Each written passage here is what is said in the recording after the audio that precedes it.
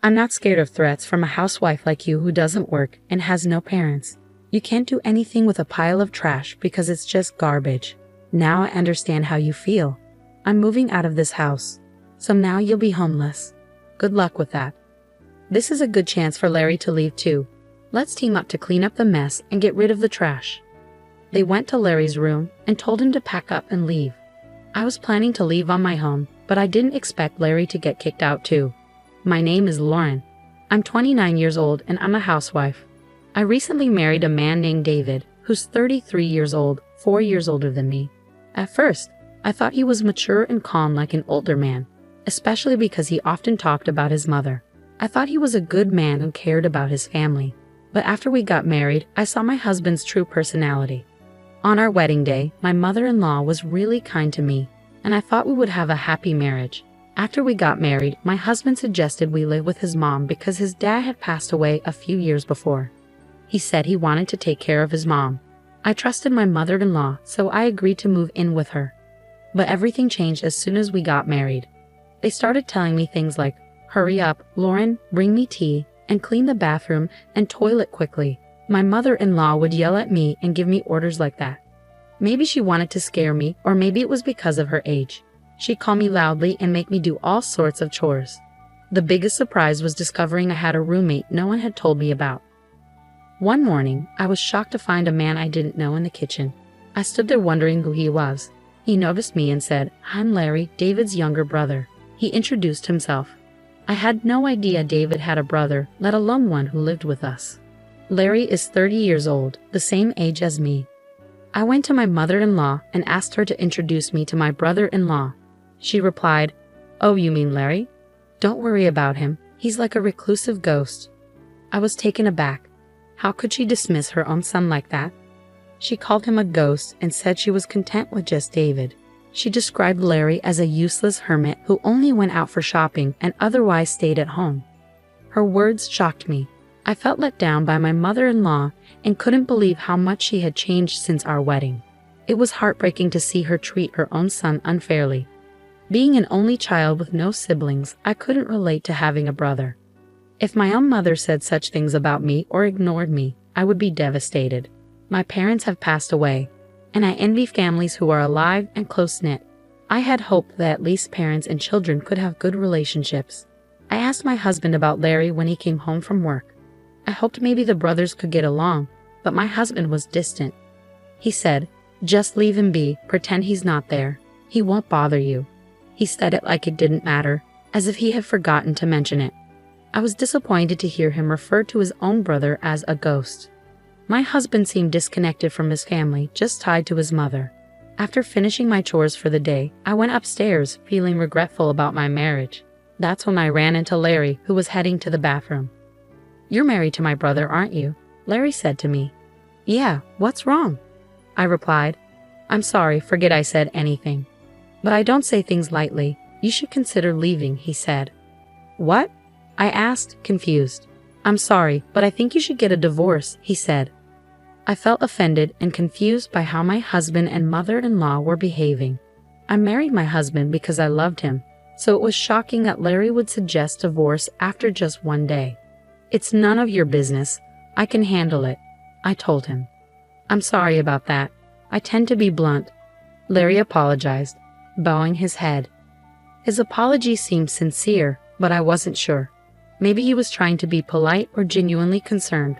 While I was thinking about this, Larry excused himself and went to his room.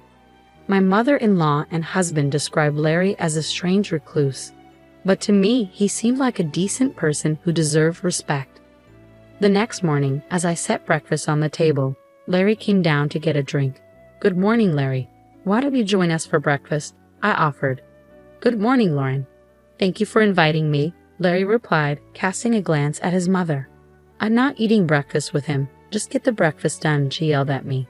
"It's okay," Larry said quickly and returned to his room. I wanted to apologize for my strong words from yesterday, but I couldn't bring myself to do it.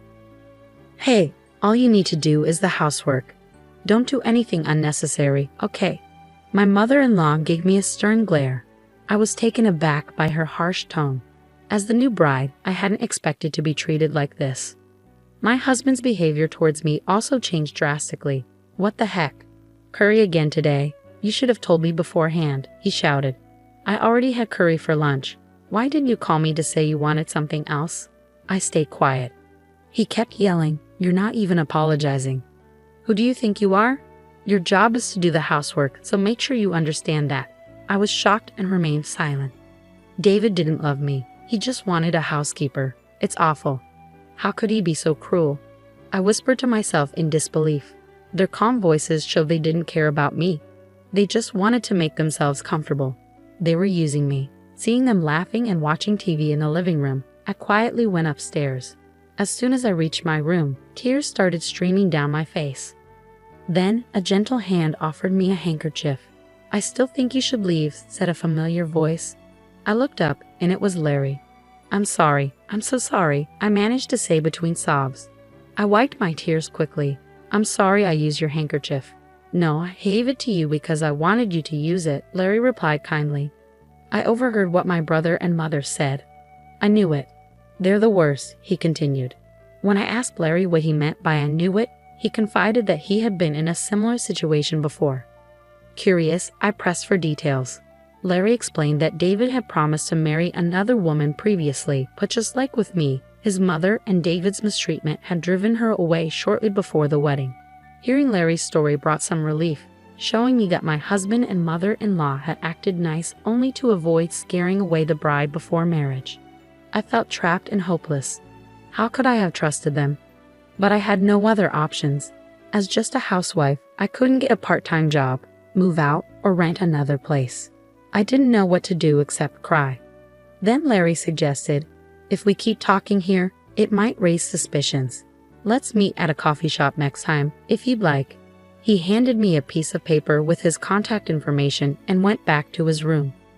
Determined to leave this house, I knew my struggle for survival was just beginning. I told my mother-in-law I was going to the city office and then to the supermarket. She warned me not to leave any chores undone. So I made sure everything was perfect before leaving. She grumbled about not accepting any excuses if I was late for dinner. Pretending to agree, I headed to the coffee shop where Larry and I had arranged to meet. I told Larry that my parents had passed away, so I couldn't rely on them anymore. I had canceled the house I was renting and quit my job. I told him I needed to start all over again. It's tough to move out of the house in this situation, especially with the work that keeps me tied up with my mother-in-law and husband from early in the morning until late at night. Larry then asked me, Lauren, can you draw? Huh? What do you mean? I replied, confused. Oh, I see, so can you? Yes, well, I went to art school before, I said. Really? That's great, he exclaimed. Yes, but how? I asked. Just in time, another manga artist is looking for an assistant. You can do it remotely, Larry said. But I don't have a computer right now, I responded. I'll lend you my computer that I'm not using right now, Larry said kindly. Really? Thank you so much. But why do you have an extra computer? What do you do for a living? I asked curiously. That's nice of you to ask. You don't think I'm just a recluse, do you? No, you speak politely and look well put together, so I don't think that at all. Do you work from home? I replied. Yes, actually, I'm an engineer, Larry said. An engineer? I had no idea. I didn't realize you were a business owner, I exclaimed. Yes, I used to work for a company, but now I have my own business. Running things independently works better for me. We also have web designers on staff. It's a small team, so we handle everything remotely, he explained. I see, that explains why you're always at home. But your mother and David said you're just idle at home. Haven't you told them the truth? I asked. I don't see any benefit in telling those two, Larry replied. Fair enough. But if you're such a capable manager, why don't you leave that house? I wondered. Then, for the first time, Larry shared his thoughts with me. Let's not focus on me. I need to introduce you to the manga artist, he said. Larry immediately made a phone call, and soon a remote interview was scheduled for me. I was set to interview with a manga artist on Wednesday. My mother-in-law usually had lessons during that time, followed by outings with other participants, so I could manage the remote interview then. It seemed I made a good impression because I was hired on the spot. They agreed to send the hiring documents addressed to Larry, considering my situation. Next, we needed to find a place for me to stay. I have a friend who works at a real estate agency. He can help you find a good deal, Larry said. Who is this guy? He seems to have connections, I remarked. Our search for a new place went smoothly, and we signed a lease for a place that suited my needs. Just when things were starting to fall into place, I had an argument with my husband one day. Hey, where's dinner? My husband woke me up while I was sleeping in our bedroom. He seemed a bit drunk, like he had just come home from drinking. Dinner? It's midnight. Besides, you said you didn't want to eat because you were going out for drinks, I replied. Shut up. The king is home, and you don't even get up to greet him. And now you say you didn't make dinner. You're a useless wife. His words made me really angry. Do you have any idea how hard I've been working with your mother for you? How can you act so superior to me? I shot back. That's because you're my wife. A wife should support her husband, and your job is to take care of the house. If you can't do your chores, don't argue with me. A wife who can't handle the housework is worthless, my husband said, just as I heard the door open. My mother-in-law left in an awkward way. You're just like trash. Larry is also trash, and this place looks like a dump, my husband sneered, with my mother-in-law agreeing. Yes, let's get rid of this oversized trash, he added. What did you just say? So, I asked him directly. He opened a drawer and pulled out a piece of paper. This is what I mean. It's divorce papers. You're no longer useful to me. I'm going to find another wife who can replace you. That's why I'm divorcing you. Get out of my house, you disgrace. You think a wife is just a servant. The best wife is one who acts like a housekeeper. You shouldn't speak like that. One day, you might regret it, I replied calmly. What are you going to do about it? I'm not scared of any threats from a housewife like you, with no job and no parents, he laughed. My husband and mother-in-law joined in. Exactly, you're useless. You can't do anything about it because you're just trash. Well, now I understand how you truly feel. I'm leaving this house. I said that and signed the divorce papers. Then, I left. I packed my things, placing the divorce papers in my bag. My mother-in-law and husband watched with smirks on their faces. Now you're homeless. What are you going to do? It's none of our concern anymore. Good luck, homeless lady. Oh, and as for Larry, it's a good opportunity for him to leave too. Yeah, let's clean house and make this place bigger and more comfortable once he's gone. My husband and mother-in-law were already discussing their plans after kicking us out. Then they went to Larry's room and told him to pack his things and leave. I had already decided to leave, but I hadn't expected them to kick out Larry too. I felt some regret for letting my emotions get the best of me and fighting with my husband. I'm sorry, Larry. This is my fault, I said. No need to apologize, Larry replied. I've realized I can't live with them anymore. Plus, I have other interests. Maybe it's fortunate we had that argument, he smiled. It seemed Larry wasn't upset about leaving, which eased my mind a little. 5 days later, on Wednesday, while my mother-in-law was out of town, Larry and I called a moving company and left. After finishing our move, my mother-in-law called my new place. Don't worry, we're already gone, I assured her. Larry came with you, right? She asked. Yes, we moved out together. I'm relieved I won't have to see you two anymore, she said happily before hanging up. But what she didn't know was that Larry and I had been planning our revenge. With Larry's help, I managed to move out and start a new life just in time. I received a substantial settlement from my husband in the divorce. Larry had recorded what my husband and mother-in-law said during our fight, which was considered harassment and helped prove their fault in the divorce. This enabled me to claim a significant amount of money as retribution against my husband. Larry's friend, a lawyer, assisted me in securing alimony. My husband was shocked but ultimately accepted the settlement. I was deeply grateful to Larry for his support and decided not to dwell on it further. A few days later, I received numerous phone calls from my ex-mother-in-law. It felt like a nightmare come true. Realizing I had forgotten to block her number, I reluctantly answered the phone. Lauren, where are you? She demanded. There's no way I'm telling you that. We're strangers now, I replied firmly. Please don't say that, she pleaded. I'm calling because, where is Larry? She asked. Huh? Why are you asking about Larry? I responded. I've been trying to reach him, but I can't get in touch anymore, she explained. That's too bad. Maybe he doesn't want to talk to you anymore, I retorted, trying to provoke her. Then someone else grabbed the phone. Don't play games. You moved out together. You must know where he is, they insisted. You're all ridiculous. I knew exactly where Larry was, but I wasn't about to tell them. I honestly don't know. You'll have to find him on your own, I replied. Where are you anyway? You have no home, job, or place to go. If you're willing to beg, maybe I'll let you return, but only as my housekeeper, she sneered. I'm not coming back to you. I have a job and a place to live. I'm moving on, I shot back. That's a lie, she yelled. My ex-husband was shocked, not knowing I could settle everything so quickly. I didn't bother correcting him. Please do not contact me again. If you call or come near me, I'll call the police, I declared firmly, hanging up. I promptly blocked my ex-mother-in-law's number, having already blocked my ex-husband's. They seemed panicked, realizing something important.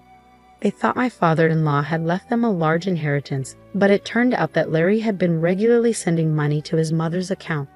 My mother-in-law had always seen Larry as lazy and without a job, so she couldn't believe it when the bank stopped the monthly transfers after he was kicked out.